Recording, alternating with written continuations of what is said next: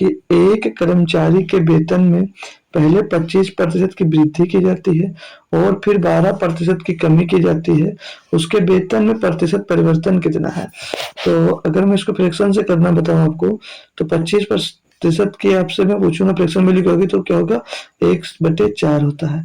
और जो 12% है, 12% की फ्रैक्शन वैल्यू क्या होगी भैया, 12/100, तो 4×3 = 12, 3/25 ये होता है दोस्त, ठीक है। तो पहले क्या 25% की वृद्धि हुई, यानी कि 4 से कितना हो गया, 5 हो गया। दोबारा में 12% की कमी, यानी कि 25 से घटकर कितनी हो गई, 22 हो गई भाई। तो वो पूछ रहा है कि उसके वेतन में प्रतिशत परिवर्तन कितना है। चेक कर लेंगे भाई, 25 को 100 और 22×5 110। भाई 100 से कितना हो गया, 110 हो गया, यानी कि कितना बढ़ गया, 10 बढ़ गया। किससे बढ़ गया, 100 से। गुणे में भाई 100 को दोगे, 100 से 100 खत्म हो जाएगा, कितना बढ़ गया, 10%। सिंपल सा क्वेश्चन होता है और सिंपल सा तरीका होता है इसको सॉल्व करने का। होप करूंगा सभी बच्चों को ये बात समझ में आई होगी और ये क्वेश्चन भी समझ में आ गया होगा। फार्मूले से अगर करना चाहोगे तो फार्मूला हमने पढ़ा रखा आपको x + y और -x × y अपान में 100 कर देंगे। बस पुट करेंगे वैल्यू इनकी, तो एक x पहले 25% की वृद्धि हुई, यानी कि प्लस का 25 हो जाएगा।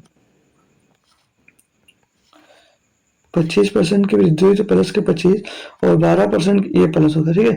12% की कमी यानी कि -12 और प्लस का x 25 और गुणे में -12, क्योंकि कमी को दर्शा रहा, बटे में 200 कर देंगे। इनको सॉल्व करोगे तो 25 में 12 जाएगा, 13 बचेगा, और 25 गुणे 12 300 होता है, 300/100 यानी कि कितना जाएगा, 3 आ जाएगा। तो 13 - 3 फिर से 10% यहाँ पर आपका आंसर आ जाएगा। तो कोई भी ऑप्शन लगा सकते हो, कोई भी तरीका आप फॉलो कर सकते हो, ये बेस्ट है। इसमें कोई भी क्वेश्चन कैसा भी मिलेगा। अब यहाँ पर वैल्यू का सीधे सीधे तो कर लोगे, पॉइंट वगैरह में मिल जाएंगे तो दिक्कतें करेंगी। तो यहाँ पर ये जो मैंने पहले मेथड बताया, ये आपके लिए बहुत ही लाभदायक है। चलो अगला देखते हैं भाई, क्वेश्चन नंबर 2 क्या कहता है कि यदि A/B बराबर 1/3 रेशियो 1/5 है और B/C बराबर 1/7 रेशियो 1/8 है और C/D बराबर 1/10 रेशियो 1/21 है, तो A, B, C और D का हमसे मान पूछा जा रहा है। तो कैसे, देखो यहाँ पर जो फ्रैक्शन में दिया गया है, इनको इजी करके A/B में दिया है, तो इनको A/B में हमको बनाना पड़ेगा फ्रैक्शन खत्म करके। तो फ्रैक्शन कैसे खत्म किया जाएगा, जो हर में दिया है यहाँ पर उसका एलसीएम लेकर ऊपर क्या करोगे भैया, मल्टीप्लाई करा देंगे, ऊपर मल्टीप्लाई करा देंगे। तो यहाँ पर A/B पहले हम लोग अगर ज्ञात करते हैं तो क्या दिया है, A/B 1/3 रेशियो 1/5, तो 3 और 5 का रेशियो हो जाएगा भैया कितना, एलसीएम में जाएगा 15। तो ऊपर कराएंगे तो 15 का हम लोग गुणा और 3 से इसको भाग कर देंगे, 3×5 = 15 आ जाएगा। और यहाँ पर भी 15 का अगर हम लोग गुणा कराएंगे तो 5×3 = 15, तो 5×3 = 15, यहाँ पर कितना आ जाएगा 3। ए और बी का रेशियो कितना मिल गया, 5/3। सेम काम करेंगे बी और सी के लिए, तो 7 और 8 का एलसीएम होता है माय डियर 56। 56 का गुणा यहाँ पर भी करवा देंगे और 56 का गुणा हम लोग यहाँ पर भी करवा देंगे। कोई दिक्कत, कोई परेशानी होगी तुरंत कंफर्म जरूर कर लेना, ठीक है भाई। तो 8×7 = 56, 8×7 = 56, यानी कि यहाँ पर 8 आ जाएगा, और 7×8 = 56, यहाँ पर 7 आ जाएगा। बाकी देखो आ भी सही सही रहा है, वही क्रॉस मल्टीप्लाई कर भी आ रहा है, लेकिन जो एलसीएम लोगे यहाँ पर जो सेम है इसलिए मिल रहा है। अगर कहीं के सेम नहीं होगा तो नहीं मिलेगा, लेकिन जो मैं ये मेथड बता रहा हूँ एलसीएम लेकर करने का, ये बेस्ट है। तो 10 और 21 का एलसीएम हो जाएगा भैया 210, तो सेम काम यहाँ पर भी 210 का गुणा यहाँ पर और 210 का गुणा यहाँ पर भी हम लोग कर लेंगे, ठीक है ना दोस्त। तो यहाँ पर क्या मिल जाएगा भाई, सी और डी का रेशियो यहाँ पर 21/10 मिल जाएगा। अब हमसे ए और बी और सी और डी का रेशियो पूछा था। मैंने आपको पीछे से भरने वाला, मतलब जो पड़ोसी से भरने वाला था, वो मेथड सिखाया था। उससे यूजफुल मेथड कोई नहीं होगा रेशियो प्रोपोर्शन के लिए। ए बी का रेशियो कितना दिया गया, 5/3 दिया गया है। कितना दिया गया माय डियर, 5/3 दिया गया, यस सर। बी सी का रेशियो दिया गया 8/7 होना चाहिए भाई, यहाँ पर 7 होगा, ठीक है। 8/7 होगा, सही कर लीजिएगा सभी लोग। अगर यही कर लिए हो, यही उतार लिए आप लोग, तो यहाँ पर 7 कर लेना, ठीक है ना डियर। 8/7, तो यहाँ पर क्या होगा 7 होगा। और फिर C/D दिया गया है, यानी कि 21/10 दिया गया। कितना दिया गया भाई, 21/10 दिया गया है, ये दिया गया है। अब यहाँ पर हमको क्या ध्यान देना है कि कुछ खाली स्थान जो बच रहे हैं, जो कुछ खाली स्थान बच रहे हैं उनको भरना कैसे है और उनकी जगह पे क्या भरना है, उन पे भरना क्या है और उनकी जगह पे क्या भरना है। जैसे ये बच गया हमारा, और ये खाली स्थान बच गया, और ये बच रहा भाई, और ये बच रहा है, ये बच रहा है भाई, ये बच रहा है। मैंने आपको सिखा रखा है कि जो ये खाली स्थान होता है हमेशा इसके पड़ोसी से भरो। कहाँ से? इसके पड़ोसी से भरो, और इसके पड़ोसी से ही भरो। ठीक है, इसके पड़ोसी से भरो। तो इसके पड़ोसी से सर भरे कैसे? तो इसके पड़ोस में जो वही भर दो। तो इसके पड़ोस में 3 हमने यहाँ पर 3 भर दिया, फिर इसके पड़ोस में क्या आ गया 3, तो यहाँ पर भी 3 हो जाएगा। इसके पड़ोस में 8 है तो यहाँ पर 8 भरोगे, इसके पड़ोस में 7 था तो यहाँ पर 7 भर दोगे भाई, और इसके पड़ोस में 2 है तो 2, और फिर इसके पड़ोस में 2 आ गया तो 2 आ गया। अब जो 2 आ गया है मतलब सारे भर गया, तो इनको आपस में मल्टीप्लाई करा देंगे और इनका इजिली रेशियो हम लोग निकाल सकते हैं। तो 5 अठे 40, 40 दूना 80, 5 अठे 40 दूना 80, 3 अठे 24, 24 दूना 48, 3 से तो 21 गुणे 21, 21 गुणे 21 441 हो जाएगा भाई। और रेशियो 7 21 दामो 210, 80। 1 मिनट यार, यहाँ पर देखो हमने गलती क्या कर दी।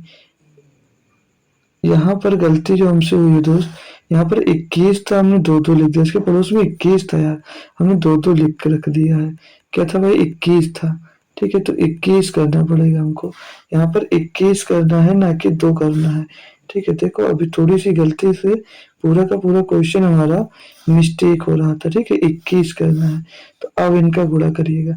तो 8 पंचे 40 यानी कि कितना रहेगा 40, और 21 और 84 कितना रहेगा 840 हो जाएगा। रेशियो लगाएंगे भाई, 8 त्रिक 24, 24 रेशियो 21 दिया है, 24 रेशियो 21, तो 21 और 84 का 4 ऐसे लगेगा 8, 21 दूना 42, 42 और 8, 42 और 50 504 हो जाएगा भाई। और यहाँ पर 7 21 गुणे 21 441 हो जाएगा, 7 21 गुणे 10 210 हो जाएगा। इन सभी में हम अगर काटते हैं भाई, तो सभी में हमको देखने को मिला कि 21 कॉमन मिला है। तो 21 चौक 84, तो यहाँ पर 40 मिल जाएगा, 21 दूना 42 और 21 दूना 42, 21 चौक 84, 21 21 441, 21 दामा 210 भाई मिला 40 24 21 10, 40 24 21 10। ऑप्शन नंबर बी में हमारा दोस्त देखने को आपको मिल रहा है। रेशियो प्रपोर्शन का एक बेहतरीन क्वेश्चन था। होप करूंगा सभी बच्चों को क्वेश्चन समझ में आया होगा। ऐसा क्वेश्चन मिलेगा भी तब आप लोग करने में सक्षम है। ठीक है भाई, अर्थमेटिक के 5 क्वेश्चन जो मिलने वाले हैं बेहतरीन मिलने वाले हैं, और बेहतरीन तरीके से आप लोगों को समझाया भी जा रहा है कि ऐसा क्वेश्चन मिलता है तब आप लोग करने में उसको सक्षम है। ठीक है, अगला क्वेश्चन देखिएगा क्या दिया है कि 22 विद्यार्थियों के एक कक्षा का औसत भार कितना है? 42 किलोग्राम है। यदि कक्षा में 33 किलोग्राम और 39 किलोग्राम भार के 2 नए विद्यार्थी शामिल हो जाते हैं, तो 24 विद्यार्थियों का नवा औसत क्या है भाई? सिंपल सा क्वेश्चन, इसमें तो कुछ है भी नहीं। तो 22 विद्यार्थियों का जो औसत भार है 42 किलोग्राम दिया गया है। तो हम लोग इनका अगर योग निकालना चाहें तो क्या होता है, जो औसत होता है उसको अगर हम संख्या से गुणा करवा देते हैं तो हमको योग मिल जाता है। तो 22 गुणे 42, तो 22 गुणे 44 का 4 ऐसे लग जाएगा 4, 22 चौक 88 और 4 92, 924 क्या आ जाएगा भैया? इनका योग आ जाएगा। अब एक 33 किलो का एक विद्यार्थी और शामिल होता है, और एक 39 किलो का विद्यार्थी शामिल होता है, तो इनका टोटल योग देखेंगे कितना होगा। तो 9 और 3 12 और 4 16 का 6 हासिल आएगा 1, और 1 और 2 3 हो जाएगा, 3 3 6 और 3 9 हो जाएगा, और यहाँ पर 9 9 पहले से, हाँ 9, तो कितना रहेगा 996, कितना रहेगा ये 996 रहेगा। अब ये कितने लोग कितने होंगे? पहले 22 थे, 2 लोग और आ गए, यानी कितने होंगे 24। तो पूछा ये जा रहा था कि अब औसत उनका जो औसत भार कितना होगा, तो 24 से इनको डिवाइड कर देंगे। तो 24 चौको 96, 24 चौको 96, 3 हो गया 36, 24 सेकंड हम 24 बचा 12 हो गया 120, 24 पंचे 120, तो 41.5 किलोग्राम क्या हो जाएगा उनका अब का औसत भार हो जाएगा। कोई दिक्कत कोई समस्या है माय डियर फ्रेंड्स? तो आप लोग बोलिएगा, होप करूंगा समझ में आ गया होगा।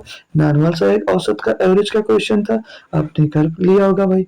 अगला क्वेश्चन क्या कहता है कि क्वेश्चन नंबर 4 बोला जा रहा है कि व्यक्ति ए 90 मिनट में किसी कार्य को पूरा कर सकता है, ठीक है, जबकि व्यक्ति बी को वही काम पूरा करने में 54 मिनट लगते हैं। दोनों एक साथ मिलकर पूरे कार्य को करने में कितना समय लेंगे? ए है कोई काम को पूरा करने में 90 मिनट का समय ले रहा है, और जो बी है वही कोई उसी काम को पूरा करने में, ए जो है वो उसी काम को पूरा करने में 54 मिनट का समय ले रहा है।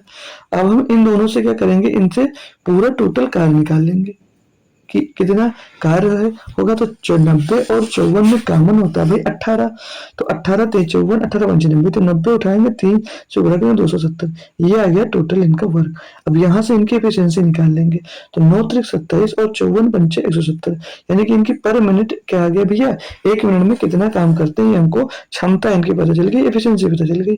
तो वो पूछा जा रहा है कि दोनों एक साथ मिलकर पूरे कार्य को कितने समय में कर लेंगे, तो जब दोनों एक साथ मिल जाते हैं तो कितना काम करते हैं 1 मिनट में, 8 काम करेंगे।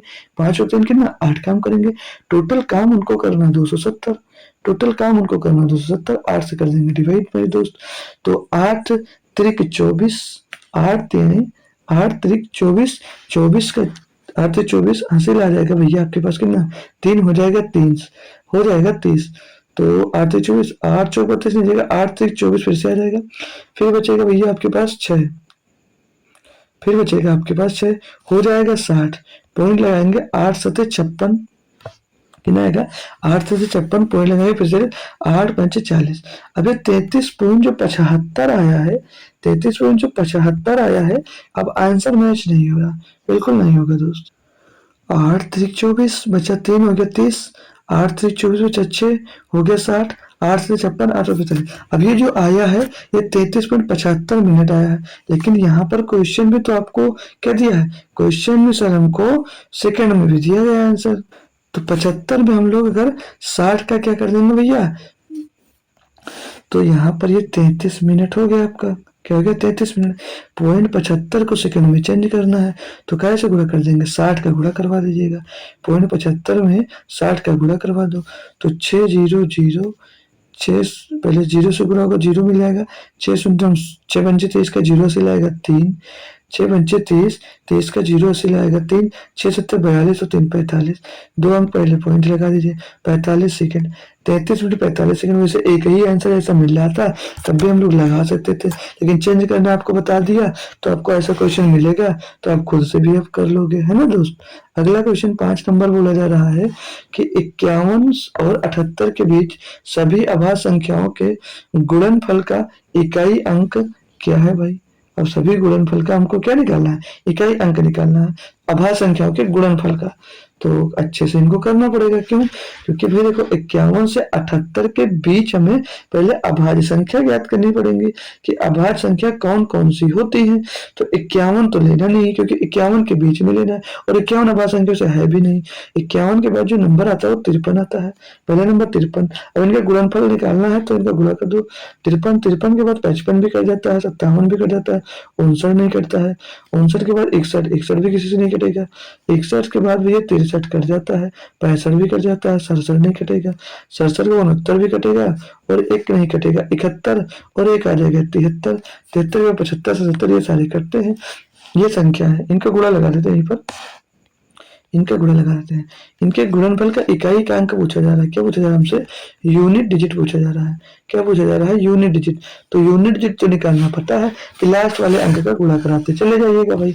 तो 3 9 27 यहाँ पर 7 मिल जाएगा, 7 एक अन्नम 7 यहाँ पर 7 मिल जाएगा, 7 7 49 यहाँ पर 9 मिल जाएगा, 9 एक अन्नम 9 यहाँ पर 9 मिल जाएगा, 9 तो 27 यहाँ पर 7, यूनिट डिजिट क्या आ जाएगी इनकी 60 आ जाएगी, ऑप्शन नंबर बी सही, ऑप्शन नंबर बी यहाँ पर सही, तो यूनिट डिजिट क्या हो गया भैया 7 हो गया, बहुत ही आसान है भाई, इकाई का अंक, number of factor, number of zeros, number of sum factors, ये सब निकालना सीखना है। तो आइए हमारा दोस्त आप लोग संख्या पद्धति की क्लास देख लीजिएगा, नंबर सिस्टम पढ़ लीजिएगा एक बार, जाइएगा जीडी के लिए मैंने पढ़ा रखा है, ग्रुप डी के लिए मैंने पढ़ा रखा है, एनटीपीसी के लिए पढ़ा रखा है, देखिएगा भाई एक बार देख लोगे नंबर सिस्टम से कोई भी क्वेश्चन आपको कभी भी मिलेगा, आप लोग हमेशा उसको कर पाओगे, ठीक है भाई। तो अर्थमेटिक के हमने 5 क्वेश्चन कंप्लीट कर लिए, होप करूंगा 5 के 5 क्वेश्चन लाजवाब थे और आपको सारे अच्छे से अच्छे तरीके से वो सारे के सारे समझ में आ गए होंगे। तो